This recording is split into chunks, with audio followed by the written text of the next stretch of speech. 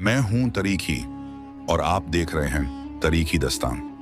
आज हम बात करेंगे एक ऐसे नाम की जिसका जिक्र आज भी दुनिया के हर कोने में इज्जत के साथ लिया जाता है। सलाहुद्दीन अय्यूबी, एक ऐसा सिपाही जिसका दिल रहमत से भरा था और जिसने दुनिया को यह सिखाया कि इंसानियत तलवार से नहीं, इंसाफ से जीती जाती है। 12वीं सदी का दौर था जब क्रूसेड्स का तूफान पूरी दुनिया पर छाया हुआ था। मुस्लिम और क्रिश्चियन ताकतें एक दूसरे से टकरा रही थी, खुदा के नाम पर, जामीन के नाम पर। और इसी दौर में एक ऐसा नाम उभरता है जो सिर्फ एक जांगजू नहीं बल्कि एक इंसानियत का पैगंबर बन जाता है, सलाहुद्दीन अय्यूबी। सलाहुद्दीन का जन्म 1147 में इराक के छोटे से शहर तिकरित में हुआ। उस रात उनके पिता नाज्म अद-दीन अय्यूब और चाचा शिरकू किसी जरूरी वजह से तिकरित छोड़कर निकाल रहे थे। किस्मत जैसे इन्हें एक नए सफर के लिए तैयार कर रही थी, एक ऐसे सफर के लिए जो पूरी दुनिया के तारीख को बदल देगा। बचपन से ही सलाहुद्दीन एक अलग सोच वाले थे। जब बाकी लोग तलवार और घोड़ों के ख्वाब देखते थे, सलाहुद्दीन इल्म और इंसाफ की बातें समझना चाहते थे। उन्हें किताब से मोहब्बत थी और उनके पिता ने उन्हें सिखाया था, बेटा, असली ताकत तलवार नहीं, दिमाग और इंसाफ में होती है। ये बात उनके दिल में उतार गई। जवानी के दौर में सलाहुद्दीन अपने चचा शिरकू के साथ मिस्र की तरफ रवाना हुए। उस वक्त मिस्र में फातिमिड कलीफेट चल रहा था, एक कमजोर हुकूमत जहां अंदरूनी फसाद चल रहे थे। शिरकू एक बहादुर सेनापति थे और सलाहुद्दीन उनके साथ जंगों में हिस्सा लेने लगे। हर जंग ने उन्हें कुछ नया सिखाया, न सिर्फ तलवार चलाना बल्कि लोगों के दिल जीतना भी। 1149 में शिरकू की मौत के बाद मिस्र का ताज सलाहुद्दीन के सिर पर आया। अब वो मिस्र के वजीर बन चुके थे, लेकिन उन्होंने हुकूमत शुरू करते ही एक बात साफ कर दी, मैं बादशाह नहीं, एक खदीम हूं अपनी कौम का। उन्होंने फातिमिद हुकूमत का अंतिम दौर समाप्त कर दिया और सुन्नी इस्लाम को दोबारा मजबूत किया। सलाहुद्दीन ने लोगों के दिल जीतने के लिए इंसाफ और रहमत का रास्ता अपनाया।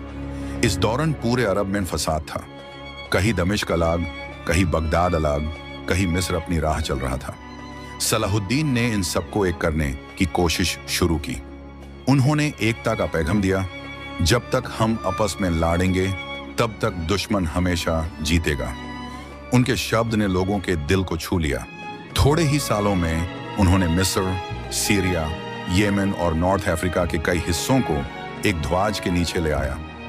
अब उनका नया मकसद था जेरूसलम की आजादी। 1167 तारीख का वो साल जब दुनिया की निगाह एक ही शहर पर थी, जेरूसलम। ये शहर 78 साल से क्रूसेडर्स के कब्जे में था। सलाहुद्दीन ने फैसला किया कि अब वक्त आ गया है इस पवित्र जमीन को आजाद कराने का। उन्होंने अपनी सेना तैयार की, लेकिन सिर्फ जंग के लिए नहीं, इंसाफ के लिए। 4187 बैटल ऑफ हथिन। धूप से झुलता हुआ एक दिन जब सलाहुद्दीन ने अपनी सोची समझी योजना से क्रूसेडर्स की सबसे बड़ी फौज को मात दे दी। धुंध और धूप के बीच उनकी प्लानिंग ने करिश्मा कर दिया। कुछ महीनों बाद उन्होंने जेरूसलम को घेरा लिया और जब दुश्मन ने हथियार डाल दिए तब पूरी दुनिया ने देखा एक मिसाल। सलाहुद्दीन ने बदला नहीं लिया, उन्होंने न खून बहाया, न मस्जिद के बदले चर्च तोड़ दिए। उन्होंने कहा, जिन्होंने हमारे लोगों के साथ जुल्म किया, मैं उनके जैसा नहीं बन सकता। क्रूसेडर औरतें और बच्चों को अमन से निकालने दिया गया और जब एक क्रिश्चियन औरत रोकर बोली, मेरा बेटा गुम हो गया है, तो सलाहुद्दीन ने अपने फौजी भेजकर उसका बेटा ढूंढ निकाला। यह था सलाहुद्दीन, एक फौजदारी दिल वाला इंसान जिसके दिल में रहम और इंसाफ दोनों साथ थे। जेरूसलम की फतह के बाद भी उन्होंने अपना मिशन बैंड नहीं किया। उनके सामने रिचर्ड द लायन हार्ट जैसे बड़े यूरोपियन बादशाह थे। दोनों के बीच कई जंग हुई, लेकिन सलाहुद्दीन ने हमेशा इज्जत और इंसानियत का सबूत दिया। एक बार रिचर्ड बीमार पड़े तो सलाहुद्दीन ने अपने खेमे से डॉक्टर और फल भेजे।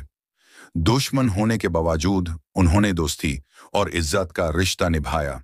दुनिया ने देखा एक ऐसा बादशाह जो जीत कर भी विनम्र था, लेकिन वक्त किसी को नहीं छोड़ता।